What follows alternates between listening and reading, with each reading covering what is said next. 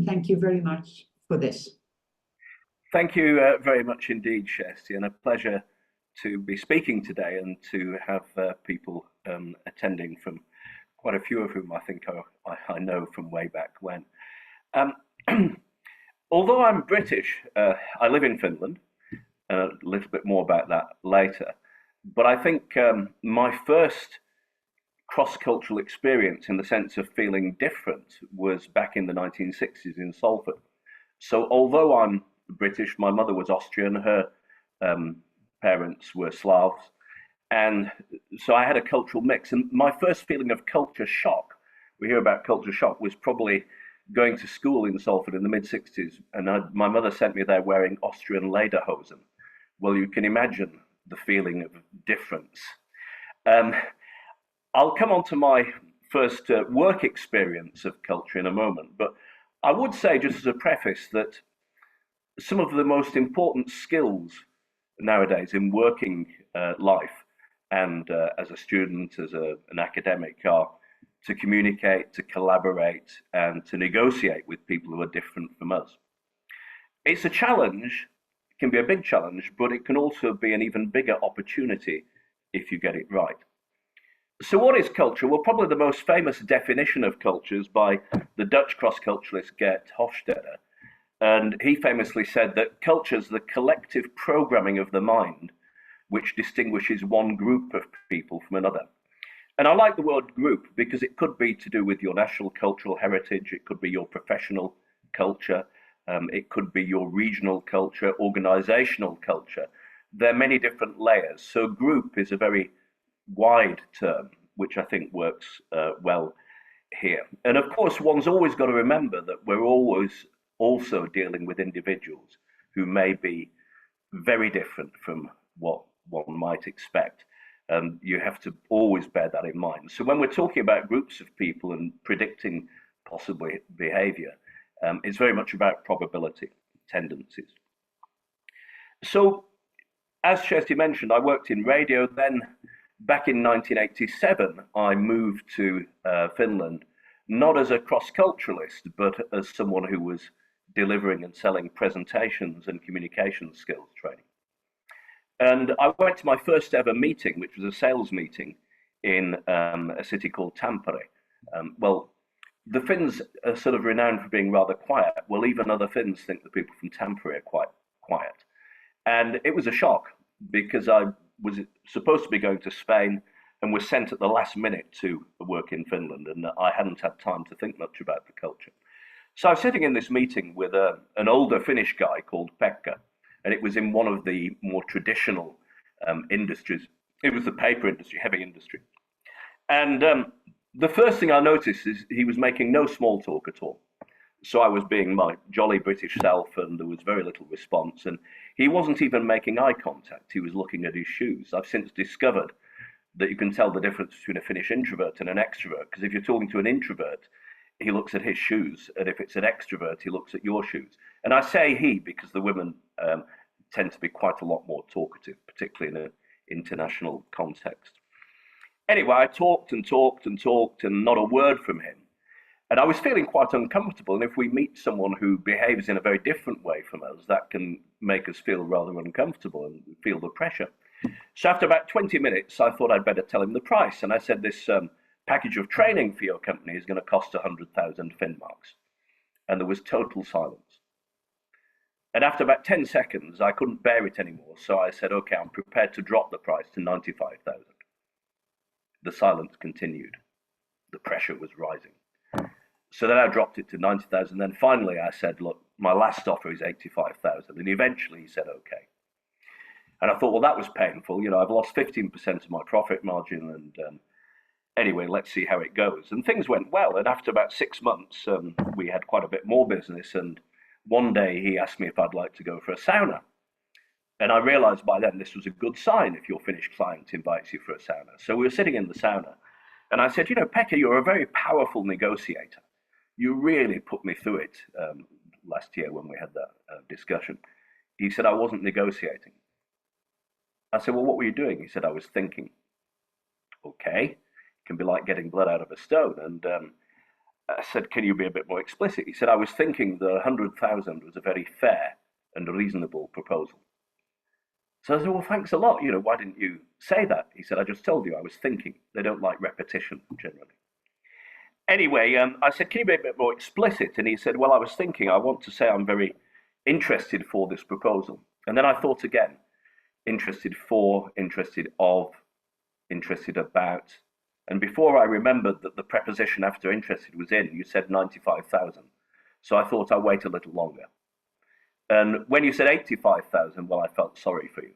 So it wasn't a very good introduction for me doing business across cultures. And now I understand that under the surface, there was a very strong Finnish value of not wanting to lose face by making a grammatical mistake. And quite often we make assumptions about other cultures. We assume we've understood what they've said. We assume that we've got our message across, and it may not actually be the case. So I'm going to share my screen now, and I'm going to introduce you to a model of culture. Let me just get it here. And why a model? Well, there are many models of culture. Many of us in many different disciplines use models. You have to be careful with models. You can't be seduced by models, or you shouldn't be. They're like a ladder to take us somewhere where we see things from a new perspective. Isaiah Berlin, in his essay, The Fox and the Hedgehog, about Tolstoy, begins by classifying writers and philosophers as either foxes or hedgehogs. But he immediately qualifies it by saying that one has to be very careful, because if you push any classification too far, it becomes absurd. It's simply a tool to deepen discussion. So if you look at this model of culture, which is one that I've worked on for over 30 years, at the bottom left-hand corner, you can see that we've classified some people, some cultures, as what we call linear. And linear people tend to be rather cool, factual, decisive planners. At the top, we have what we call multi-active cultures, the red area. Those people and cultures tend to be warmer, they can be emotional, they talk quite a lot, but they're rather impulsive when they're making decisions. And then in the bottom-hand corner, the reactive cultures, they're very good at listening. They tend to be very polite and amiable, good at accommodating, and they believe in compromise and consensus. And then in the middle, we have mediators. And people can fall around this triangle in any position. Most people are a mix of different types. And if we think about it for a moment, not concerned with national culture, then you could say, well, maybe engineers globally are quite linear. In fact, yesterday, I was working in Stockholm and I had a mixed nationality group. And I had a Brazilian and a Mexican, and they both said, oh, well, actually, we're linear. Though we do have some Brazilian and Mexican qualities, but in our behavior, we're quite linear. And we think it's to do with being engineers. Multi-actives, certainly in professional or business organizations, are quite often people who work in sales and marketing. Though artists, trainers, teachers are quite often rather multi-active. And then reactives, we found that quite a lot of academics are rather reactive. One could also apply it to leadership. I mean, a huge topic, leadership. And what we found in our research, because we've put over 100,000 people through an online assessment to find out what cultural type they might be, leaders globally tend very often to be multi-active. Now, that can be quite a surprise for some people. Many people think, oh, well, leaders are probably more linear. And of course, there are leaders who are linear, there are leaders who are reactive, there are multi-active leaders. Why are so many leaders multi-active? Well, if you think globally, a lot of people would say, well, we want our leaders to be charismatic. Now, where I live in Finland, charisma is generally viewed with a lot of suspicion, because charisma can actually be a very powerful tool for persuading people to do things. And those could be the right things, but they could also be the wrong things. And then rashness, impulsiveness. I don't know if you know the famous book by the recently deceased psychologist Daniel Kahneman. He wrote a very famous book called System 1 and System 2 Thinking. System one thinking is gut feeling, rules of thumb, and basing decisions on just how you feel about things. And it's very fast thinking. But he advocates the use of this system two thinking, which is much slower. And I'm sure we can all think of very multi-active leaders, if you think about politics, for example, globally, who have been very good at getting elected because of a certain type of charisma and ability to engage people. But once they've got there, they've become quite chaotic and emotional and making decisions by gut feeling.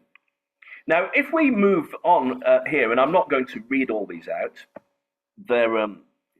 it's a list really of the typical qualities of the different types.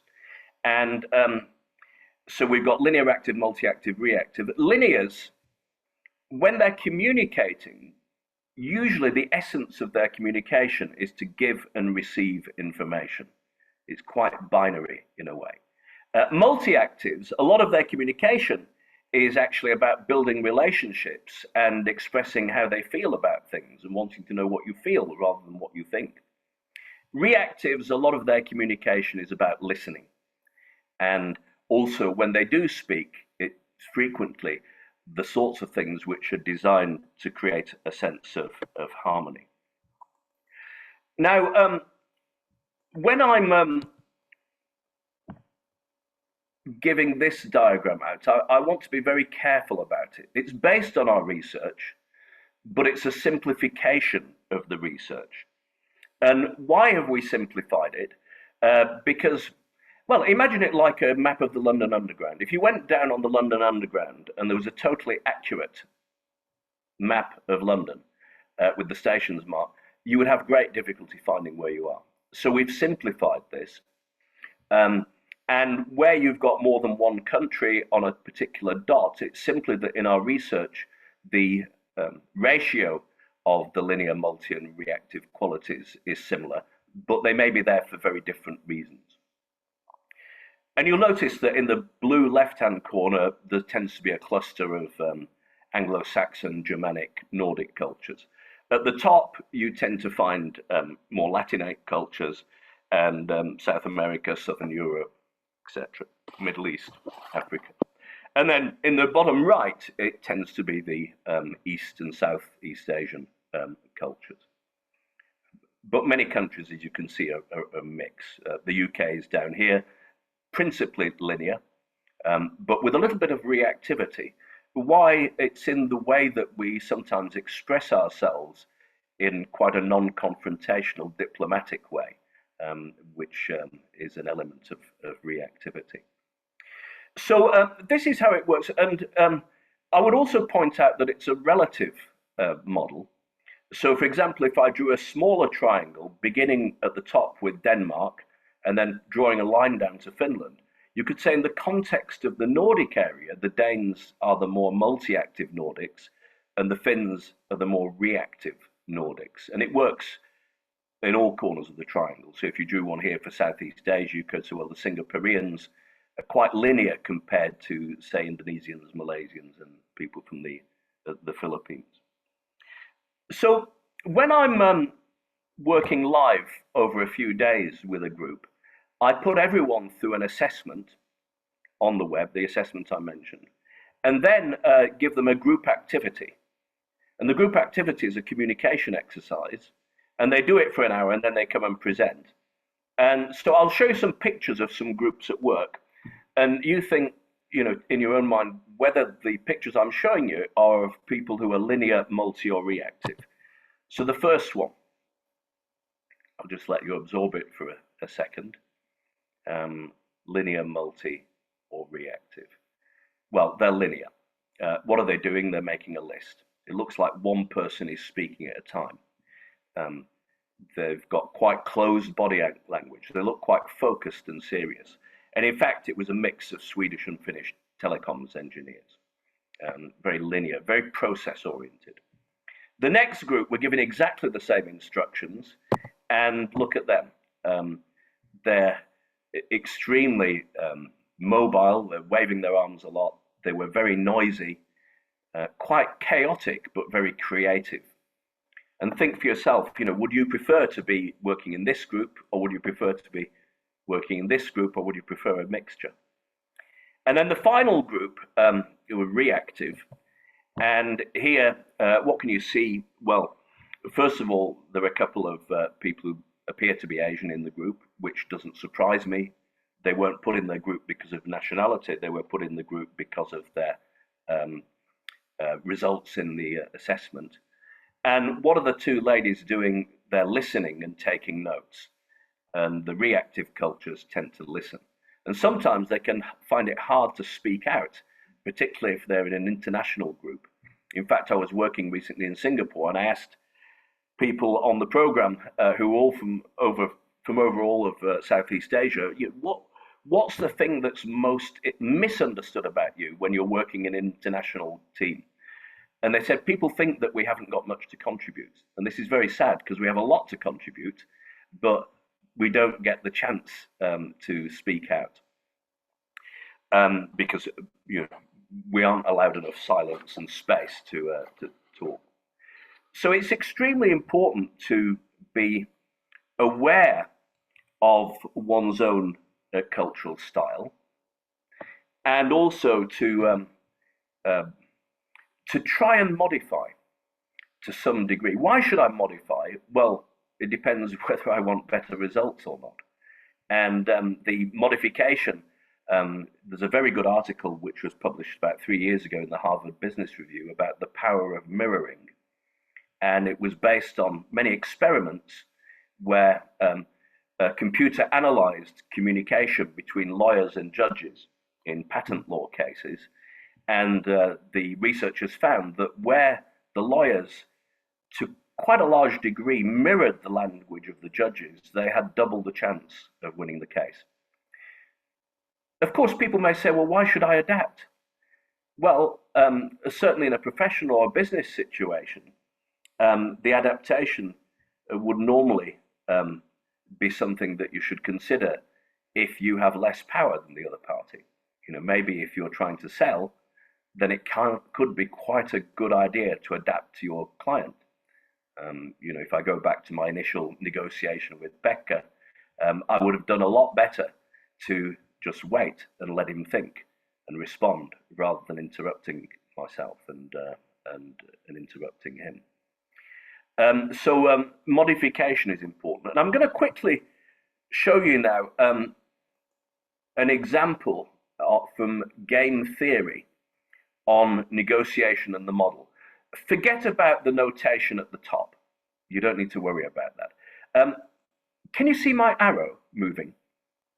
Yeah, you're nodding, Shesti, thank you. So this is the result of some experiments, hundreds of experiments, in fact, which have been going on for about 25 years by an Austrian professor who wasn't originally connected with me or my organization. She contacted us and said, you may be interested that we've been carrying out these experiments for quite some time, and noticed that there are clear differences in negotiation style and outcomes between people who have been assessed as linear, multi, or reactive. So what you see on this chart at the bottom, the vertical axis is price, and the horizontal axis is time. And where it says MNEHQ, that is the seller. And here, down here, where it says host, is the buyer. Okay, so the seller proposes a price, the buyer proposes a second price, which is lower, obviously. In this case, both of the participants were Japanese. They were both tested as highly reactive. So this is two reactives negotiating. So they negotiate, and eventually they come to an agreement here, where it says R at the bottom. Based on hundreds of experiments, and people aren't given a time limit, they're just told, go and negotiate, and when you're ready, come and tell us the result. Based on hundreds of experiments, linears, on average, are the fastest to finish negotiating. The multi-actives take a bit longer. The reactives take about twice as long as the linears. Why? Well, there are a number of reasons. One is that they tend to be from collective cultures, so they tend to think in bigger time spans. I was speaking to a German lady recently whose company was acquired by the Japanese. And she said, I was very puzzled by our first meeting with our new Japanese team leader, because he said, in this meeting, I'd like to discuss our strategy for the next 150 years. And that was fairly meaningless to this German lady. She thought, well, why? I'll be retiring in 15 years. Why am I bothered? So collectivity allows them to think in longer time spans. Also, they want to build up trust. And building up trust can take time. They want to try and communicate in a way which doesn't make anyone lose face. So their communication can be rather indirect. This takes time. So there are various factors that build up here. And of course, they've got to consult up in the hierarchy before they can make decisions. So it slows the decision-making process down. Now, if you look at the gap between when a reactive offers their first price and the final negotiated price, on average, over hundreds of experiments, it's about 15%. When you have two linears negotiating, again, based on hundreds of experiments, the average difference between the first price offered by the seller and the final negotiated price is 5%. When you have two Brazilians or multi-actives or Italians negotiating, then the differential between the initial price and the final negotiated one is about 30 to 50%. And when we were talking about this yesterday, my Brazilian and Mexican on the course, and in fact a couple of Indians as well, said yes, that seems to correlate with our personal experience in our cultures. So, first of all, this is very useful to know. It's about probability. It's about game theory. Professor Ursula Ott, who did the research, she knew John Nash, the sort of modern father of game theory. She's a very good mathematician. I'm not at all, but this is just a simple one of the results that has come out of it. And there is cultural change going on. Over 25 years, she's found that the Chinese are becoming more linear in negotiation than they used to be. So there is change going on. So how can we adapt? Well, first of all, remember that different cultures communicate in different ways, and communication is so important. Germans have told us very often that when they are communicating, when they need to disagree, they'll tend to say it straight, I don't agree. Though I have had quite a few Germans on programs who, when they've seen this slide, have put their hand up and said, I disagree with that. I said, you just did it. Because it's very hard to be aware of one's own style. The English, a lot of nationalities tell us we can't, even yesterday, the Swedes were saying we can't always understand the British because of the way in which they communicate. Because when they disagree with us, we've learned that they tend to say things like, that's a very interesting idea. Which actually means I disagree in many cases. And you have to work it out from the body language, from the whole context and what happens next, whether it's really agreement or disagreement. And then you probably guess Finn's, it's silence. And I'll just show you a quick video, and hopefully the sound works. In this video, you may recognize this gentleman. It's Mika Häkkinen, the former Formula One driver.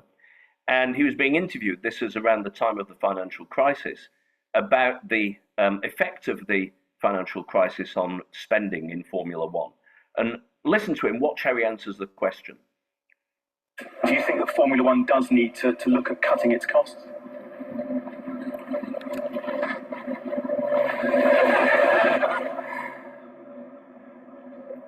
Yes. So a very long pause there. Yesterday, when I was showing it, the two Indians in the group said, well, he obviously doesn't mean it, he means no. I said, well, actually, Finns would say he really means it, and he's trying to be clear by not thinking aloud. And he doesn't want to confuse the listeners. And they said, well, there's no, body language. He's looking from side to side. I said, but right at the end, he makes very strong eye contact. And that is a sort of making a bond that now I really mean it because I'm looking in the eyes. So even understanding when people mean yes or no can be rather difficult across cultures. I mean, in India, you also have the head shake, which actually means I'm thinking. In Japan, when they say yes, it means yes, I've heard what you say. It doesn't necessarily mean that they agree with you. So where does all this, let me just get on to the next one. So where does all this come from? Well, if you go back thousands of years, why are cultures different? Well, because of climate, because of history, religion, language, many things conspire to make a culture what it is, and they are means of survival very often. How can we best survive in this context? And then we get our culture from our parents, and they don't teach us in a formal way how to be British, how to be Swedish, how to be Japanese, how to be Spanish.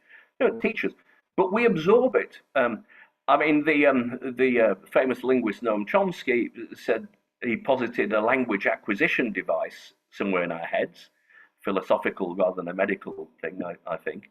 And it's almost as if we have a cultural acquisition device. We acquire culture from the things that we see around us, and then we can extrapolate and make decisions based on some of the roots of our culture and what sort of behavior it expects. Have a look at this, and this is an advertisement for bread. And think about, we just saw Mika Häkkinen, this is a Finnish advert. They like hard bread. Would it work in your culture? And what is the little boy in the advert learning from his father?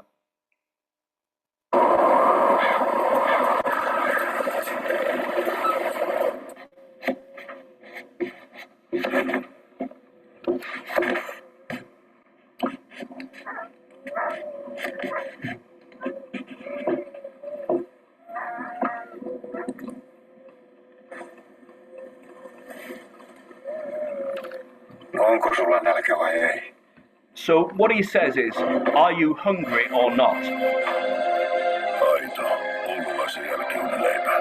Nyt myöskentelinä paloina. The caption there said as hard as life, and in the voiceover is saying in a very deadpan voice, you can also buy this bread ready sliced.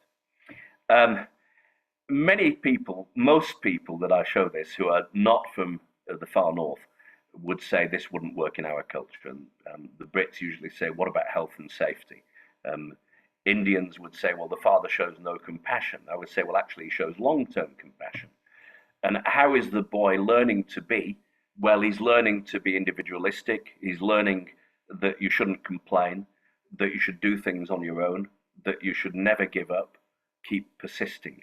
And in fact, there's a concept which describes this. It's one short word in Finnish, sisu. And many languages have concepts which are very hard to translate. I mean, in Swedish, lagom. Yesterday I had people struggling to describe that Swedish word, which sort of means not too much and not too little, balanced. So I'm sure you can think of these concepts. I'm getting close to the end now, and I just want to quickly look at some negotiation patterns across cultures and trust. And these diagrams, they're trying to visualize the way in which certain cultures communicate during negotiation. And they've been built up over many years by having focus groups with people from a particular nationality saying, can you draw an example of how your culture communicates in negotiation? And of course, always remember, it doesn't apply to every individual. You have to be conscious about using this and always aware that an individual could be different. But Italians have generally told us, well, you know, in a meeting, in a negotiation, we're fairly verbose. And if the other side says, I'm sorry, we didn't understand, then to explain things and make them clearer, we talk more. And then at the end, we'd like a fairly flexible solution. And we get closer to you, we may use more body language, we get more passionate and louder. And this is generally how it appears for us. Now, I'm giving you a total opposite here. And for the Finns, it's more like a bullet than an amplifier. It's very narrow, not many words. If the other side misunderstands, they may be expecting you to explain with more words, but in fact, the Finnish tendency, and I say tendency, would be to use fewer and fewer words and start to summarize and say what I meant was A, B, and C. And poor Giuseppe is thinking, what's gone wrong? You know, why have they suddenly clammed up?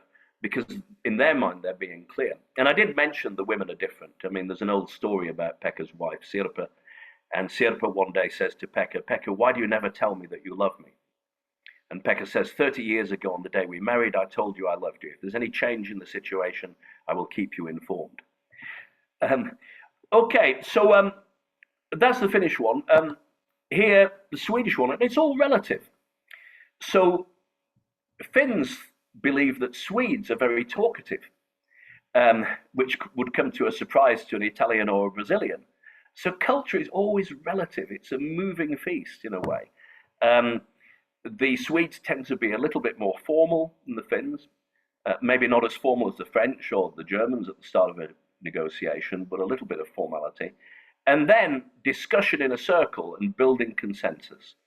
And this consensus, once it's achieved, because it's taken a while for it to be reached, means that they can be quite reluctant to seek new consensus.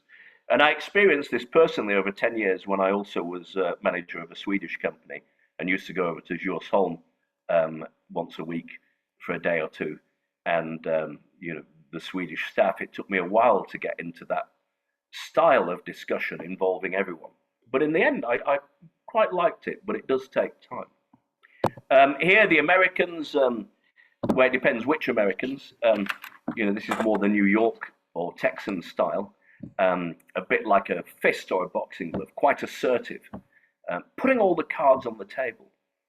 And Americans tend sometimes not to trust the British because they feel that we play our cards very close to our chest. Then if you disagree, they tend to spell it all out. And a verbal fight is a form of communication. And so they like conflict. There's been quite a lot of research into this, and some cultures like conflict, some really try and avoid conflict. And the clock is ticking all the time.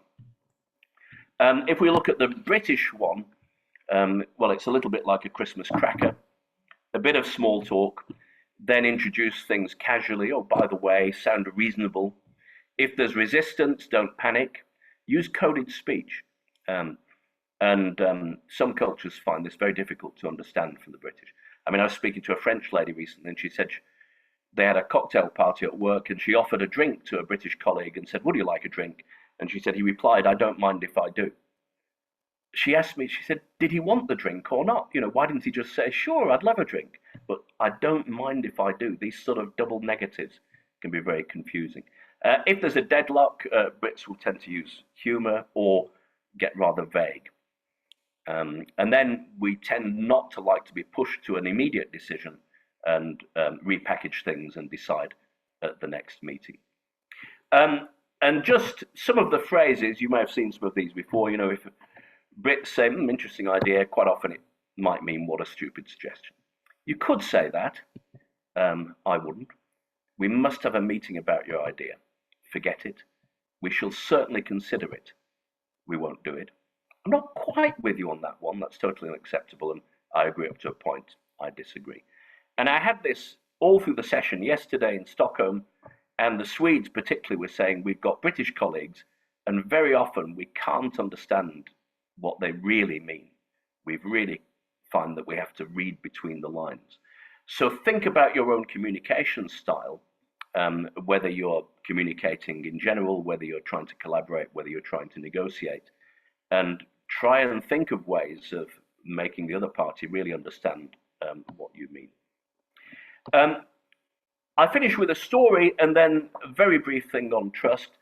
Why have I got a picture of a plane here? Well, I was once flying on a Lufthansa flight across the Baltic, and we hit really bad turbulence. And I was thinking, well, actually, you know, a plane journey is a bit like a metaphor for business, because you have to prepare. You know, in a business, you have different nationalities like you do on a plane. You don't necessarily choose who you work with or who you sit next to. And then you can have a crisis. Well, we did have a crisis because we had very bad turbulence. And the pilot came on in German. I speak German, so I understood what he was saying. But I was thinking, can't you just get to the point? Can you lighten up a bit? And he spoke in a very engineering style, because he said, you know, we've hit wind speeds of 120 kilometers an hour, but I'd like to reassure you we have a very powerful set of Pratt & Whitney engines, and he gave the horsepower, and then he talked about the Airbus frame and the pressure it could withstand. And then Germans tend to like to know what's going to happen next. So he said, I'm going down by 7,000 feet. The reason for it is A, B, and C. If that doesn't work, I'll do X, Y, Z. And you could see the Germans calming down. And I wondered how he'd make the announcement in English. And there were quite a few Americans on the plane. And he came on in English and he spoke with a strong American accent.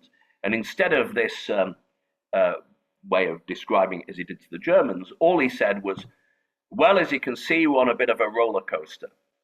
So just sit back, tighten your seatbelts and enjoy the ride.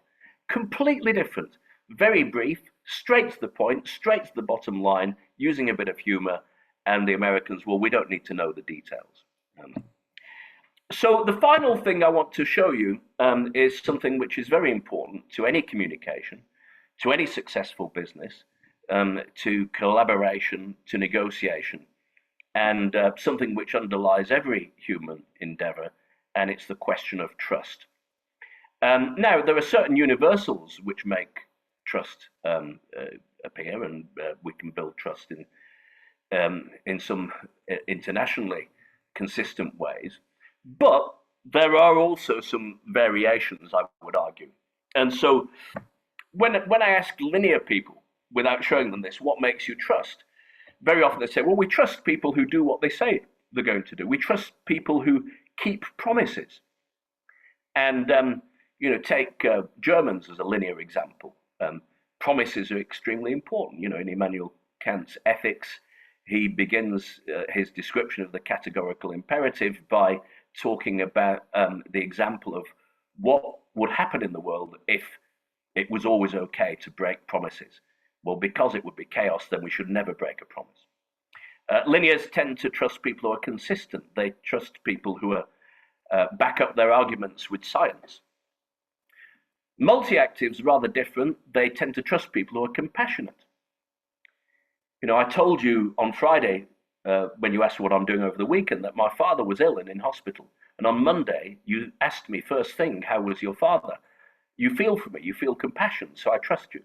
I can always get hold of you, which can be, you know, very annoying for cultures who separate work and life very clearly. But I can always get hold of you. And they often build trust by sharing personal weaknesses.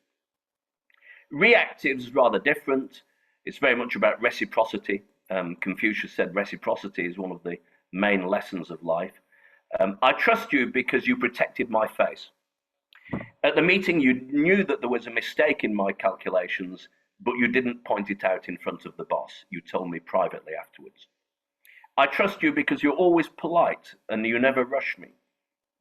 I trust you because you make sacrifices.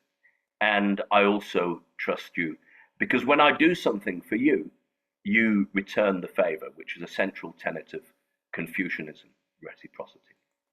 I could go on, but I'll stop there. It's a massive topic, and we've only had half an hour, so I've gone very fast, and I realize I've overrun by a few minutes, so I'm sorry, but I'll stop there and hand back to Kirsty and some questions, hopefully. Yeah, thank you very much, Michael.